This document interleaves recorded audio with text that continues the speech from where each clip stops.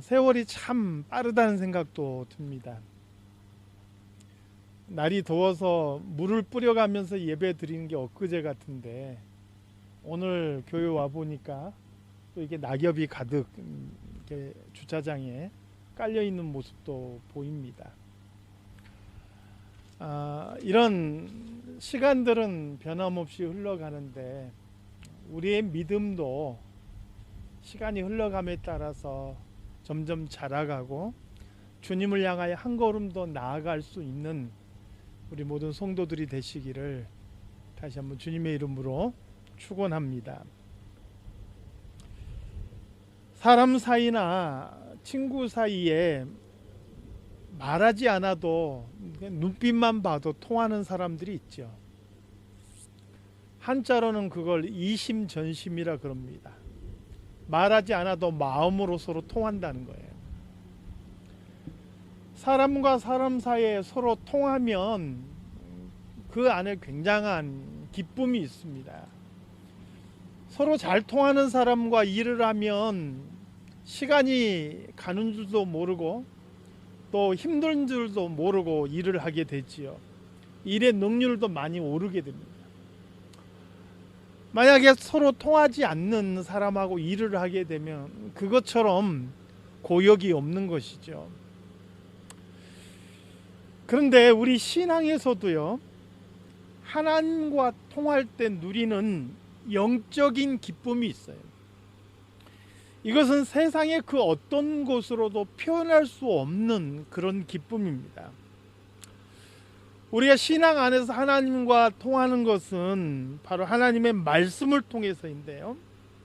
말씀을 듣거나 읽고서 하나님의 말씀이 깨달아지고 또 그 말씀의 뜻이 무엇인지 분별하게 되었을 때 거기서 오는 기쁨이라는 거, 거기서 오는 만족감이라는 것은 세상의 그 어떤 것과도 비교할 수가 없다는 거예요. 그래서 다윗은 시편 19편 10절 말씀에 보면 금이나 많은 순금보다 더 사모할 것이고 또 꿀과 송이꿀보다 더 단 것이다 라고 하나님의 말씀에 대해서 표현하고 있는 것을 보게 돼요. 꿀 안 좋아하신 분들이 있을지 모르겠지만 고대에서 단맛을 낼 수 있는 것은 많지가 않죠. 그 중에서 가장 고급스러운 게 바로 꿀이었어요. 그러니까 꿀 섞은 과자 같다라는 것은 뭐라고 표현할 수 없는 가장 맛있는 맛을 표현하는 것이죠. 그러니까 다윗이 꿀과 송이꿀보다 더 달다라는 것은 이 세상 그 어떤 것과 비교할 수 없는 그런 놀라운 맛이 하나님 말씀 안에는 들어있다, 이렇게 표현하는 것이죠. 이 하나님의 말씀에는 읽고 깨달음으로 인한 기쁨만이 아니고 그 말씀 자체가 가지고 있는 놀라운 힘과 능력들이 있습니다. 몇 가지만 소개하면 하나님의 말씀은 살아있어서 우리의 모든 것을 살핀다라고 이야기합니다. 히브리서 4장 12절 말씀에 보니까 하나님의 말씀이 살아있고 활력이 있다 그랬어요. 그래서 우리의 모든 것을 다 살펴요. 마음의 생각과 뜻까지도 다 감찰하셔요. 그러니까 하나님의 말씀을 읽으면 우리의 양심이 깨끗해질 수밖에 없어요. 왜요? 하나님의 말씀이 거울처럼 우리의 양심을 비추는데 우리의 양심이 깨끗해지지 않을 수가 없는 거예요. 또 바른 분별력을 갖게 되는 거예요. 그러니까 예수 믿는 사람도요, 말씀을 가까이 하지 않고 말씀을 읽지 않으면 양심이 더럽혀지고 그리고 바른 분별력을 가지지 못하는데도 깨닫지 못하고 살아갈 수 있다 하는 거예요. 또 하나님의 말씀은 우리를 온전한 인격을 갖추어서 선한 일을 할 능력을 갖추게 한다, 이렇게 말씀합니다. 디모데후서 3장 16절에서 하나님의 말씀이 모든 말씀이 하나님의 감동으로 됐다라고 이야기를 하죠. 그리고 이어지는 17절 말씀에서 보니까 이는 하나님의 사람을 온전케 하며 모든 선한 일을 행할 능력을 갖추게 하려 합니다. 이렇게 말씀하고 있죠. 그러니까 하나님의 말씀은 우리로 하여금 하나님의 사람으로서 그렇게 살아갈 수 있는 힘과 능력을 준다 하는 거예요. 하나님의 말씀은 미래를 알 수 없는 캄캄한 인생길을 살아가는 우리들에게 좋은 GPS와 같은 역할을 해주는 거죠. 시편 119편 105절 말씀에 주의 말씀은 내 발의 등이요 내 길의 빛이니다 이야기해 주죠. 불안한 우리의 미래의 삶을 말씀의 등을 의지해서 나아갈 수 있게 해준다 이야기하는 것이죠. 하나님의 말씀의 법을 사랑하는 자들에게 주어지는 약속도 있습니다. 시편 119편 165절에 보니까 주의 법을 사랑하는 자에게는 큰 평안이 있으니 저에게는 장애물이 없으리이다. 제가 여러 번 언급하고 인용했던 말씀이에요. 장애물이 없어서 장애물이 없다고 말하는 게 아니라 장애물이 있다 할지라도 그것이 더 이상 장애물이 되지 못하기 때문에 장애물이 없다라고 선언하고 있는 거예요. 하나님의 말씀이 우리로 하여금 장애물을 이겨나갈 수 있는 힘을 주는 거예요. 하나님의 말씀은 우리를 새롭게 하며 우리 마음에 세상은 줄 수 없는 기쁨을 심어주는 것이죠. 그래서 다윗도 시편 19편에 보면 하나님의 말씀이 우리에게 얼마나 기쁨을 주는지, 그 말씀이 얼마나 우리의 눈을 밝게 띄워주는지 거기에 대해서 노래하고 있는 것을 볼 수가 있는 것이죠. 사랑하는 성도 여러분, 하나님의 말씀을 통하여서 하나님의 사람들로서 이 땅을 힘있게 능력있게 정말 예수 믿는 사람답게 그렇게 살아갈 수 있는 저와 여러분이 다 되시기를 우리 주님의 이름으로 축원합니다. 제가 에베소 교회를 보면서 우리 교회가 에베소 교회와 같으면 좋겠다라고 그렇게 생각한 이유는 뭐냐? 바로 에베소 교회에 이와 같은 하나님의 말씀의 능력들이 나타났기 때문에 그렇습니다. 오늘 본문에 소개되고 있는 교회가 바로 에베소 교회죠. 바울의 전도 여행 중에 가장 오래 머문 곳이죠. 에베소에서 무려 2년하고도 3개월을 머물렀습니다. 두란노 서운이라는 곳에서만 무려 2년 동안 말씀을 강론했습니다. 2년을 꾸준히 하나님의 말씀을 강론할 때 오늘 본문에 보니까 아시아에 사는 자는 유대인이나 헬라인이나 다 주의 말씀을 듣더라. 이렇게 누구든지 와서 다 하나님의 말씀을 들었다라는 거예요. 사역자가 말씀을 강론하고 그리고 모인 성도들이 귀를 기울여 전심으로 하나님의 말씀을 들을 때 그 교회, 그 지역사회에 놀라운 변화가 나타나더라는 거예요. 오늘 본문에 나타나는 변화들을 크게 두 가지로 잠깐 살펴보겠습니다.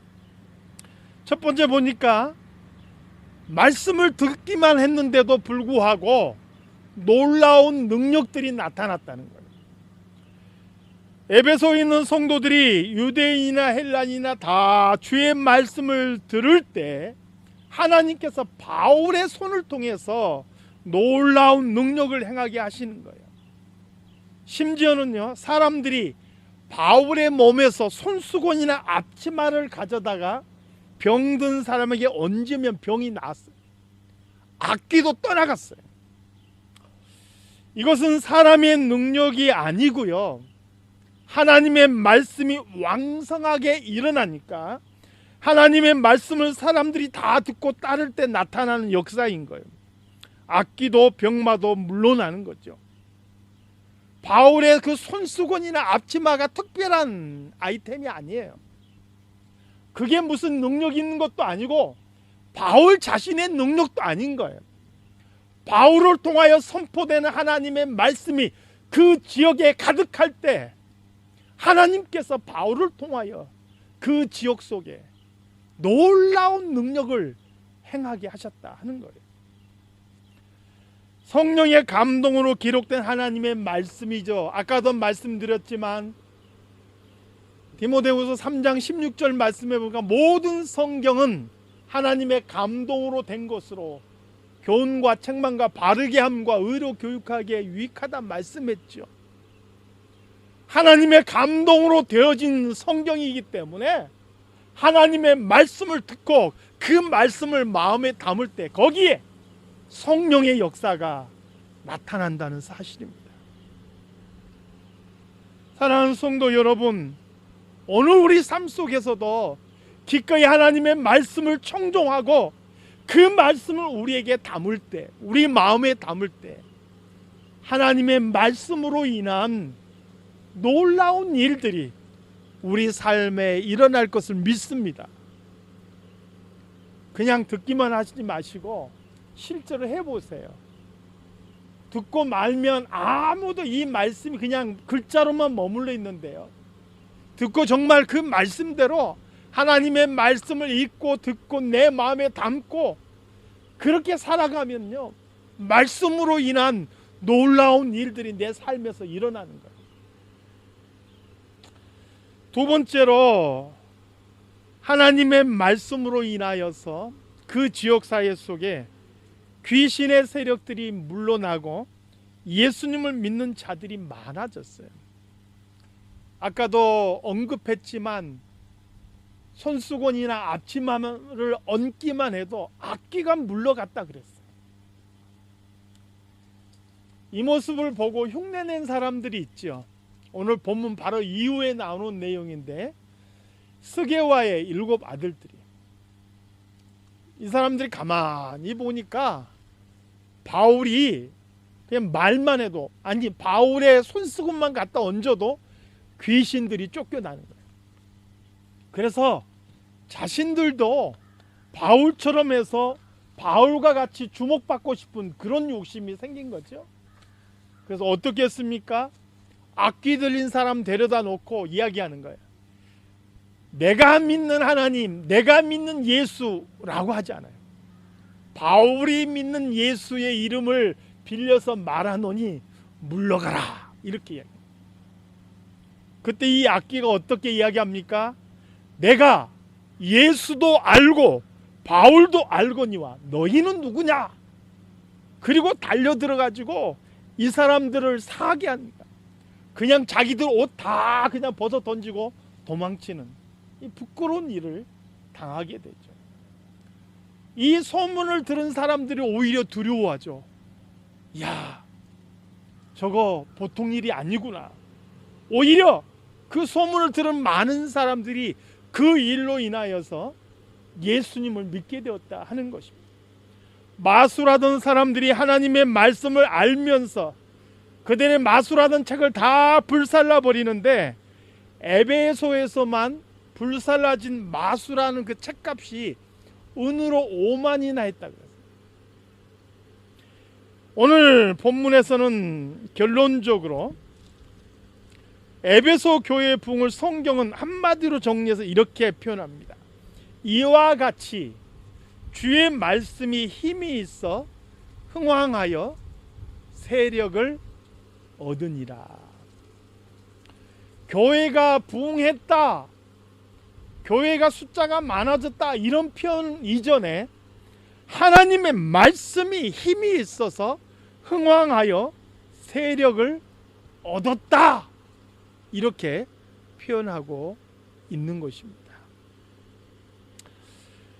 요즘 같은 시기는 참 목회하는 것이 쉽지 않고 모든 교회들이 다 어려움을 겪고 있다 그러죠. 그러면서도 많은 교회들이 부흥을 그리워하고 목말라하고 있는 것도 사실입니다. 저도 우리 교회가 부흥하기를 바라요. 또 우리 성도들이 부흥하기를 바라요.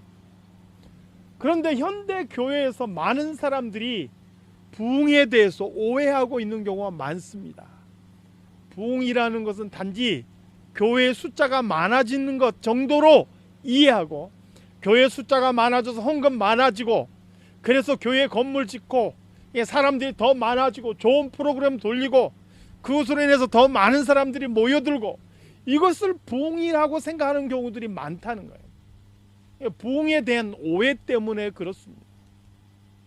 나중에 다시 한번 부흥에 대해서 다시 한번 설명할 기회가 있을 거예요. 분명한 것은 부흥이라는 것은 교회도 부흥해야 되지만 우리 개인도, 우리 가정도 부흥해야 되는 거예요. 회복이 돼야 되고 하나님의 말씀으로 새로워져야 되는 것이고, 하나님의 말씀으로 능력을 힘입어야 되는 거예요. 이게 이제 부흥의 시작인 거예요. 개인도 그렇고 교회도 그렇고 그리고 우리 가정도 마찬가지인 거죠. 이렇게 부흥하기 위한 가장 중요한 요소가 뭐냐? 바로 성도들이 다 모여서 함께 주의 말씀을 듣는 것.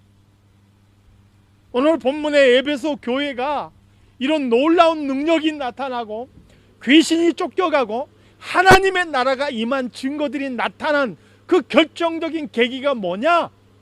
에베소 지역에 있는 사람들이라면 헬라인이든 유대인이든 다 모여들어서 다 같이 하나님의 말씀을 들었다라는 데 있는 거예요. 사랑하는 성도 여러분, 오늘 우리 성도들 개인들도요, 자신의 삶 속에서 하나님의 말씀을 듣고 하나님의 말씀을 가까이 하시기 바랍니다. 그러면 우리 개인의 삶이요, 놀랍도록 달라지고 변화되는 것을 깨달을 거예요. 그게 개인의 부흥인 거예요. 가정 안에서도 마찬가지예요. 가정이 하나님의 말씀으로 채워지면 가정이 변화되는 거예요. 그게 가정의 부흥인 거예요. 교회도 마찬가지죠. 우리가 늘 성경 공부를 하다가 못했는데, 제가 성경 공부라고 이렇게 딱 한정지어서 이야기하는 게 아니에요. 우리 모든 성도들이, 교회 안에 있는 성도들이 하나님의 말씀을 기쁘게 듣고 그 하나님의 말씀을 사모하고 그 말씀을 담고 나아갈 때 교회가 달라지는 거예요. 그냥 교회 모이는 숫자가 많아지고 교회가 커지고 이런 이야기를 하는 게 아니라 가장 먼저 질적으로 바뀌어지는 거예요. 교회가 하나님의 뜻에 맞는 교회로 회복이 되어지고 거기에 하나님의 능력이 나타나고, 숫자가 많아진다 그러면 나중에 그것은 결과론적인 얘기일 뿐이에요. 저는 이런 부흥의 역사들이 오늘 우리 사랑장로교회에도 나타나기를 원하는 거예요. 그것을 위해서도 우리 한 사람 한 사람이, 우리 교회 전체가 하나님의 말씀을 기쁘게 듣는 교회가 되어야 한다 하는 것이죠. 사랑하는 성도 여러분, 오늘 우리 개인이나 우리 가정이나 교회나 하나님의 말씀을 기쁘게 들음으로 진정한 부흥과 진정한 놀라운 하나님의 능력을 맛보는 그런 성도들과 교회가 되시기를 주님의 이름으로 축원합니다. 하나님 아버지, 에베소 교회가 다 같이 모여서 하나님의 말씀을 들을 때 거기 하나님의 능력이 나타나고 하나님의 나라가 임하고 사람들이 변화되는 놀라운 부흥의 모습을 보게 됩니다. 하나님 아버지, 우리 개인도 가정도 교회도 부흥을 꿈꾸면서도 정말 어떻게 해야 부흥하는지 길을 알지 못하고 방황하고 있지는 않습니까? 하나님, 이제 우리가 모여서 하나님 앞에서 말씀을 듣는 자들이 되게 하여 주시옵소서. 말씀을 마음에 담고 기쁨으로 그 말씀을 쫓아가는 그런 성도들이 다 되게 하여 주시옵소서. 그래서 우리 성도들의 개인의 삶 속에서도, 가정 안에서도, 그리고 우리 교회 안에서도 온전한 부흥을 맛보는 귀한 성도들이 되게 하여 주시옵소서.